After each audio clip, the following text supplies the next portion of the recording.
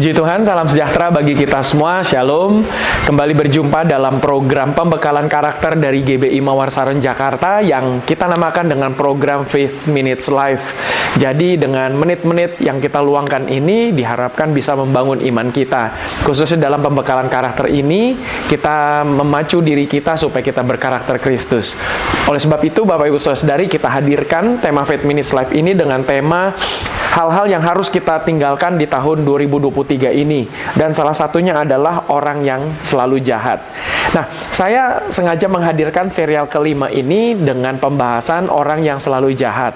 Jadi saya sengaja memisahkan antara orang jahat dengan orang yang selalu jahat. Kalau orang jahat itu adalah orang yang bisa saja jahat dengan kita dalam satu periode masa tertentu saja, kemudian di waktu kesempatan lainnya dia tidak jahat lagi kepada kita. Atau misalnya orang tadinya baik, kemudian dia berubah menjadi jahat, ini adalah orang jahat yang hanya dalam satu periode singkat saja. Atau juga kita dalam pertemuan dengan orang baru, wajah baru, dan dia melakukan kejahatan kepada kita, dan seterusnya kita tidak pernah lagi berjumpa dengan dia. Nah, orang-orang model seperti ini menurut saya, kita bisa kelompokkan ke dalam kelompok orang jahat. Tetapi orang yang harus kita hindari adalah orang yang selalu bersama dengan kita, tetapi orang tersebut selalu melakukan kejahatan kepada kita. Nah, berbicara tentang kejahatan, tidak harus selalu orang itu memukul kita secara fisik, bukan hanya orang yang selalu misalnya merugikan kita dengan mengambil uang kita, handphone kita, mencuri dan sebagainya. Tetapi kita bisa menyentuh dalam semua aspek. Misalnya ada orang-orang juga yang menyakiti perasaan kita terus-menerus, melukai hati kita terus-menerus. Nah, saya kategorikan orang seperti ini adalah orang yang selalu jahat. Oleh sebab itu, kita perlu meninggalkan orang-orang seperti ini di tahun 2023 dengan tujuan supaya Bapak Ibu Saudara-saudari bisa menjaga karakter kita dengan baik, supaya kita tidak terpengaruh dengan bergaul dengan mereka. Sama seperti Alkitab katakan, kemudian juga kita perlu menjaga kesehatan mental kita, kesehatan pikiran kita, kebersihan hati kita. Maka itu saya pikir tidak masalah untuk di tahun 2023 ini kita perlu meninggalkan orang-orang seperti ini, orang yang selalu jahat. Oke, nah saya hadirkan ada 3 alasan atau 3 cara bagaimana membedakan orang yang jahat dengan orang yang selalu jahat. Nah, orang yang selalu jahat itu adalah orang yang selalu memanfaatkan kita. Jadi Bapak Ibu Saudara-saudari perlu memperhatikan orang-orang di sekitar kita ini, bisa saja mereka tidak jahat menyakiti kita secara fisik, tetapi ternyata mereka selalu memanfaatkan kebaikan kita. Nah, ini adalah orang yang saya kategorikan orang yang selalu jahat. Artinya, kita menghadapi orang-orang seperti ini, mereka ini selalu mau menang sendiri, mereka juga tidak pernah mau mengalah, selalu maunya menang sendiri, selalu dalam percakapan, dalam diskusi, dia selalu mau menang sendiri. Dan saya pikir untuk tahun 2023 ini, kalau Bapak Ibu Saudara-saudari ingin memacu diri untuk kita maju, maka saya pikir tidak salah kalau kita mulai menjaga jarak dengan orang-orang seperti ini. Supaya kita tidak dipengaruhi dengan gaya mereka, takutnya kita pun akan mengikuti seperti gaya mereka, dan akhirnya kita memperlakukan orang lain seperti orang tersebut memperlakukan kita. Nah, ini targetnya adalah supaya kita berkarakter Kristus, dan di tahun 2023 ini kita mengalami restorasi diri, dan tentu juga mengalami restorasi dengan orang-orang di sekitar kita. Oleh sebab itu memang kita harus menjaga diri kita dengan baik. Nah, salah satunya adalah menghindari atau membuat jarak semakin jauh, atau bahkan tidak masalah kita memutuskan hubungan kita dengan orang yang selalu jahat seperti ini, karena dia selalu memanfaatkan kebaikan kita. Kemudian yang kedua, saya juga melihat bahwa orang yang selalu jahat selalu meminta maaf, tetapi kembali mengulanginya lagi. Nah, ini orang yang selalu mengulangi kesalahannya, terus dia minta maaf lagi, dia ulangi lagi, minta maaf lagi. Saya pikir kita perlu meninggalkan orang-orang seperti ini, menjaga jarak, supaya demi kepentingan kesehatan mental kita sendiri. Nah, saya pikir ini tidaklah salah. Jadi, orang-orang model seperti ini selalu terus-menerus mengulangi kesalahannya, walaupun dia minta maaf, tapi dia mengulangi lagi.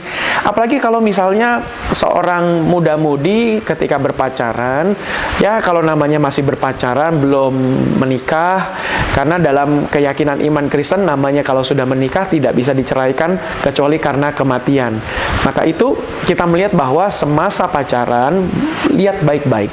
Kalau orang pasangan kita ini selalu melakukan kesalahan, dia minta maaf tapi ngulangi lagi terus, saya pikir ini perlu pikirkan kembali apakah kita mau melanjutkan hubungan kita dengan dia atau tidak.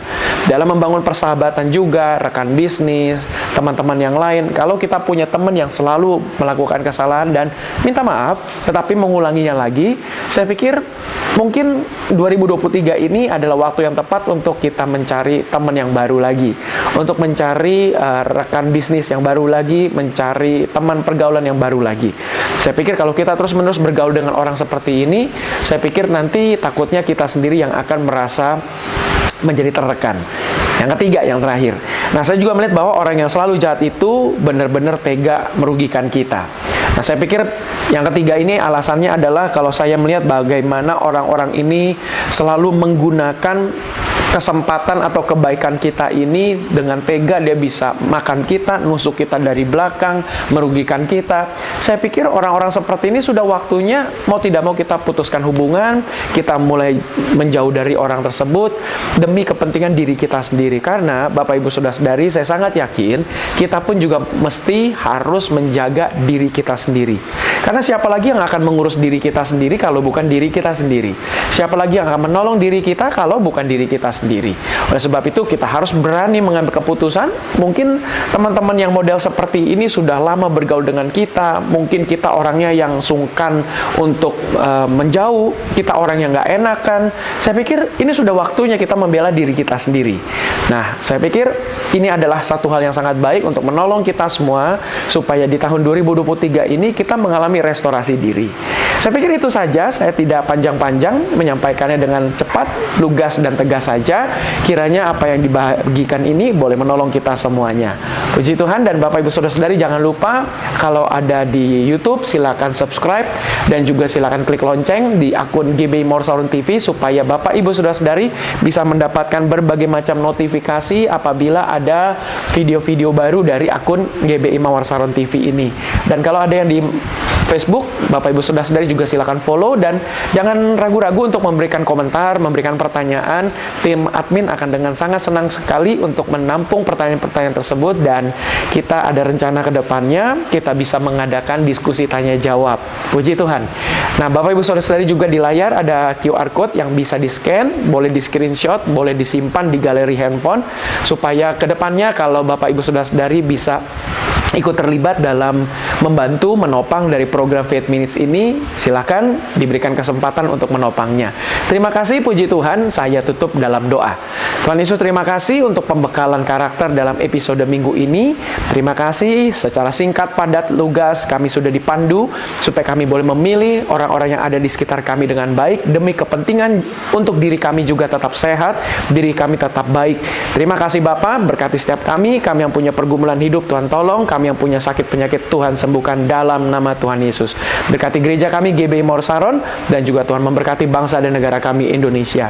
Terima kasih Bapa, dalam nama Tuhan Yesus Kristus kami berdoa dan mengucap syukur. Haleluya. Amin. Baik, puji Tuhan, sekian sudah pembahasan karakter, pembekalan karakter Faith Minutes Live dalam episode minggu ini. Kita akan kembali jumpa dalam episode minggu depan. Dan tentu jangan lupa ada program pembekalan Alkitab yang hadir setiap hari Selasa jam 7 malam atau pukul 19.00 waktu Indonesia bagian Barat.